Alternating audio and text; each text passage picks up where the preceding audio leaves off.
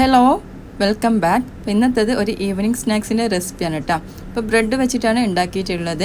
ബ്രെഡും ചീസും ബട്ടറൊക്കെ വെച്ചിട്ട് നല്ല ടേസ്റ്റി ആയിട്ടുള്ള ഒരു ഈവനിങ് സ്നാക്കാണ്.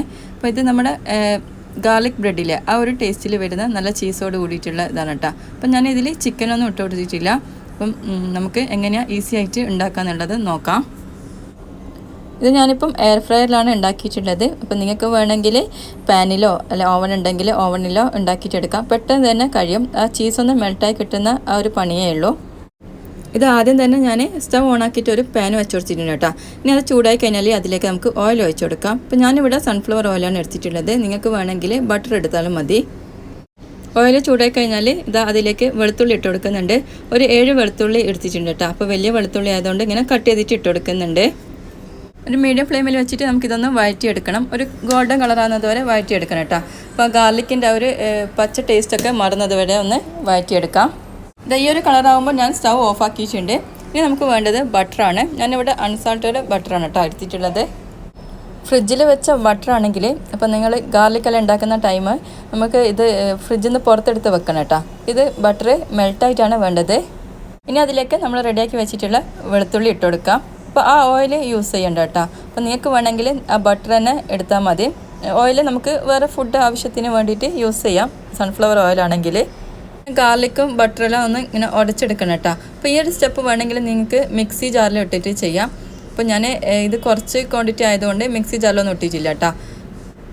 മിക്സി ചെയ്യുന്നതായിരിക്കും കൂടുതൽ എളുപ്പം ഉണ്ടാവാൻ. അപ്പോൾ ഇതേപോലെ എല്ലാം ഇങ്ങനെ മിക്സ് ആക്കിയിട്ട് എടുക്കണം കേട്ടോ. ഗാർലിക്കും ബട്ടറെല്ലാം ഈ ഒരു രീതിയിൽ കിട്ടണം കേട്ടോ. ഇനി അതിലേക്ക് കുറച്ച് മല്ലിയില ചെറുതായി അരിഞ്ഞത് ഇട്ട് കൊടുക്കുന്നുണ്ട്. നല്ല ഫ്രഷ് ആയിട്ടുള്ള മല്ലിയില തന്നെ എടുക്കണം കേട്ടോ. ബ്രെഡൊന്ന് സ്പൈസി ആവാൻ വേണ്ടിയിട്ട് കുറച്ച് ചില്ലി ഫ്ലേക്സ് ഇട്ട് കൊടുക്കുന്നുണ്ട്. ഒരു 1/2 ടീസ്പൂൺ എടുത്ത് എടുത്തിട്ടുണ്ട് കേട്ടോ. എല്ലാം കൂടിയിട്ട് നന്നായിട്ടൊന്ന് മിക്സ് ചെയ്തെടുക്കാം. അപ്പോൾ ഈ ഒരു സ്റ്റെപ്പ് നിങ്ങൾക്ക് വേണമെങ്കിൽ ഫുള്ളായിട്ട് മിക്സിയിൽ ഒന്ന് അടിച്ചെടുത്താൽ മതി. ഇനി നിങ്ങൾ ബ്രെഡാണെങ്കിൽ ബ്രെഡ്, അല്ലെങ്കിൽ ഞാനിവിടെ പാവ് ബന്നാണ് കേട്ടോ എടുത്തിട്ടുള്ളത്. നമ്മൾ സാധാ ബന്നോ അല്ലെങ്കിൽ ബ്രെഡോ എന്ത് വേണമെങ്കിലും എടുക്കാം. അപ്പോൾ ആ മേൽഭാഗമുള്ള ആ ബ്രൗൺ കളറില്ലേ അത് ഞാനൊന്ന് കട്ട് ചെയ്ത് മാറ്റുന്നുണ്ട്. കട്ട് ചെയ്ത് മാറ്റിയ ബന്നിലേക്ക് നമ്മൾ റെഡിയാക്കിയിട്ടുള്ള ആ ഗാർലിക് ഇതില്ലേ സ്പ്രെഡ്, അത് നന്നായിട്ടൊന്ന് ഇങ്ങനെ സ്പ്രെഡ് ചെയ്ത് കൊടുക്കാം. എല്ലാ ഭാഗത്തും ഇങ്ങനെ സ്പ്രെഡ് ചെയ്ത് കൊടുക്കണം കേട്ടോ. പാവ് ബൻ തന്നെ വേണമെന്നില്ല കേട്ടോ. നമ്മുടെ സാധാ ബ്രെഡില്ലേ അത് എടുത്താലും മതി. ഞാൻ റെഡിയാക്കിയിട്ടുള്ള എല്ലാ ആ ഗാർലിക്കിൻ്റെ സ്പ്രെഡും ഇതിലേക്ക് ആക്കി കൊടുത്തിട്ടുണ്ട് കേട്ടോ. ഇനി അതിൻ്റെ മുകളിലായിട്ട് കുറച്ച് മൊസല്ല ചീസ് ഇട്ട് കൊടുക്കുന്നുണ്ട്. നിങ്ങളെ കയ്യിലുള്ള മൊസല്ല ചീസ് എത്രയാണോ ആ ഒരു ഇതിൽ നിങ്ങളുടെ ടേസ്റ്റിനനുസരിച്ചിട്ട് ഇട്ട് കൊടുക്കാം കേട്ടോ. കുറച്ച് കൂടുതൽ ഇട്ട് കൊടുത്താൽ നല്ല ചീസി ആയിട്ട് കിട്ടും. ഇനിയിപ്പോൾ നിങ്ങൾക്ക് ചിക്കനെല്ലാം വേണമെങ്കിൽ ഇതിൻ്റെ മേലെ ഒന്ന് ഫ്രൈ ചെയ്തിട്ട് ചിക്കൻ ഇട്ട് കൊടുക്കാം. ഇനി ലാസ്റ്റായിട്ട് കുറച്ച് ചില്ലി ഫ്ലേക്സും ഒറിഗാനോ ഒന്നിങ്ങനെ കുറച്ച് മേലായിട്ട് ഇട്ട് കൊടുക്കുന്നുണ്ട് കേട്ടോ. ഇനി ഞാനിത് എയർ ഫ്രയറിലേക്ക് വെച്ച് കൊടുക്കുന്നുണ്ട്. എയർ ഫ്രയർ ബാസ്ക്കറ്റ് ഓപ്പൺ ചെയ്തിട്ട് അതിലേക്ക് വെച്ച് കൊടുക്കുന്നുണ്ട്. അപ്പം ഞാനിതിങ്ങനെ നേരിട്ടിട്ട് എയർ ഫ്രയറിൻ്റെ പ്ലേറ്റിൽ തന്നെയാണ് കേട്ടോ വെച്ച് കൊടുക്കുന്നത്. നിങ്ങൾക്ക് വേണമെങ്കിൽ ബേക്കിംഗ് ട്രയൽ ഉണ്ടെങ്കിൽ അതിലാക്കിയിട്ട് വെച്ച് കൊടുത്താലും മതി. ഇനി ഓവൻ ഉണ്ടെങ്കിൽ ഓവനിലാക്കി കൊടുക്കുക. അല്ലെങ്കിൽ നമ്മൾ സാധാ പാനിലും ഇങ്ങനെ സെറ്റാക്കിയിട്ട് ഒന്ന് ചീസിലൊന്ന് മെൽട്ടാകുന്ന ടൈമിൽ ഇങ്ങനെ പാനിൽ വെച്ച് കൊടുത്താൽ മതി കേട്ടോ. ഞാനിതിപ്പോൾ എയർ ഫ്രയറിൽ ഈ മാനുവൽ ഇതെടുത്തിട്ട് അതിൽ 150 ഡിഗ്രി സെൽഷ്യസിൽ 5 മിനിറ്റാണ് സെറ്റ് ചെയ്ത് വെക്കുന്നത്. നിങ്ങൾ ആദ്യമായിട്ടൊക്കെ ഉണ്ടാക്കുന്നതാണെങ്കിൽ ആദ്യം ഒന്ന് ടൈം കുറച്ച് വെച്ചിട്ടാൽ മതി കേട്ടോ. ഒരു 3 മിനിറ്റെല്ലാം ആക്കി നോക്കാം. എന്നിട്ട് പിന്നെ ആയിട്ടില്ലെങ്കിൽ വീണ്ടും ഒരു 2 മിനിറ്റ് ഇങ്ങനെ സെറ്റ് ചെയ്ത് വെച്ചാൽ മതി. ഞാനിവിടെ യൂസ് ചെയ്യുന്ന എയർ ഫ്രയർ MI എന്ന ബ്രാൻഡിൻ്റെ എയർ ഫ്രയർ ഉണ്ട്. അപ്പോൾ ഇതിൻ്റെ കൂടുതൽ വീഡിയോസ് മുമ്പ് അപ്ലോഡ് ചെയ്തിട്ടുണ്ട്. 1 മിനിറ്റായി.